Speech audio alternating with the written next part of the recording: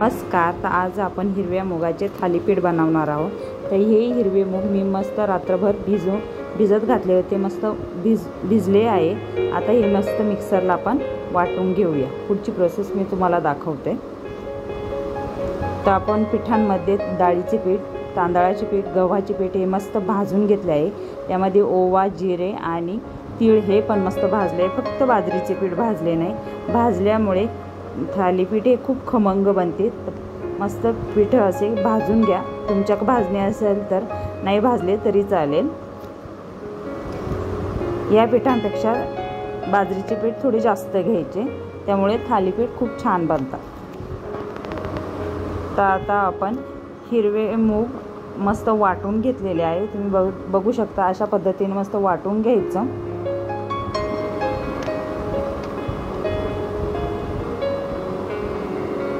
आता हे पीठ सर्व एकत्र करायचे आणि त्याच्यामध्ये एक एक करून सर्व साहित्य टाकायचं।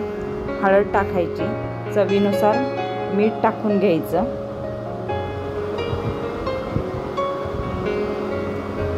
मीठ टाकल्यानंतर बारीक चिरलेला कांदा, कोथिंबीर टाकून घ्यायचं। बारीक चिरलेला कांदा खूप बारीक चिरा, कोथिंबीर चॉपर असेल तर चॉपरमध्ये चिरा। लसूण आणि लाल मिरचीचा ठेचा बनवला आहे। लसूण आणि लाल मिरचीच्या ठेच्यामुळे खूप छान टेस्ट येते। आणि थोडं तेलाचं मोहन टाकायचं। थंडच टाकलं तरी चालेल, काय हरकत नाही। याने थालीपीठ खूप खमंग बनतं। ही प्रोसेस स्किप करू नका तेलाची, तर तेल नक्की टाका। आणि मस्त एकजीव करून हे सर्व साहित्य घ्यायचं। एकजीव झालं पाहिजे, अशी मूठ बांधता आली पाहिजे मस्त पिठाची। आपल्याला सर्व साहित्य आधी सुकं एकजीव केलं की नंतर वाटलेले मूग टाकायचे। आता सर्व साहित्य आपलं मस्त एकजीव झालेलं आहे। अशा पद्धतीने तुम्ही थालीपीठ नक्की बनवून बघा, खूप छान बनतात। आता वाटलेले हिरवे मूग मस्त टाकून घेऊया आणि मस्त पाणी लागेल तसं आपण पीठ मळून घेऊ। जास्त पीठ घट्ट मळायचं नाही, जास्त पातळ पण मळायचं नाही, मीडियम ठेवायचं। तर आपलं पीठ मळून तयार झालं आहे। 10-15 मिनिटासाठी मुरवण्यासाठी ठेवून द्यायचं।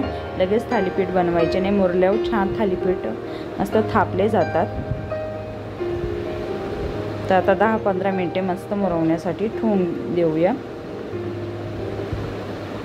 आता पळपाटावर एक प्लास्टिक पेपर घेतला आहे। तुम्हाला जर थालीपीठ करण्याची प्रॅक्टिस नसेल तर प्लास्टिक पेपर घेऊ नका, त्याच्यापेक्षा एक सुती रुमाल घ्या। रुमालावर मस्त थापले जातात।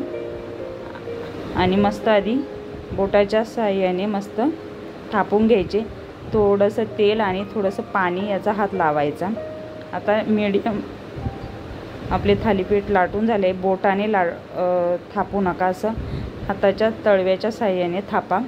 मस्त थापले जातात आणि बोटं आपले त्या थालीपीठावर दिसत नाही। ही टीप नक्की लक्षात ठेवा।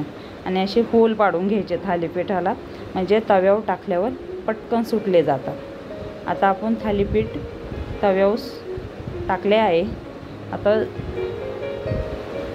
तेल टाकून घेऊया आणि जे आपण होल पाडले आहेत थालीपीठांना त्याच्यात पण तेल सोडायचं थोडं थोडं।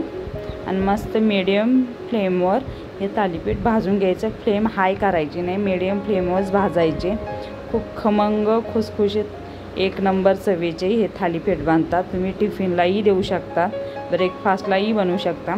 दही आणि थालीपीठ या पावसाळ्यात नक्की करून बघा। जेवढे दिसायला छान तेवढे टेस्टला एक नंबर। तर या पावसाळ्यात नक्की बनवा।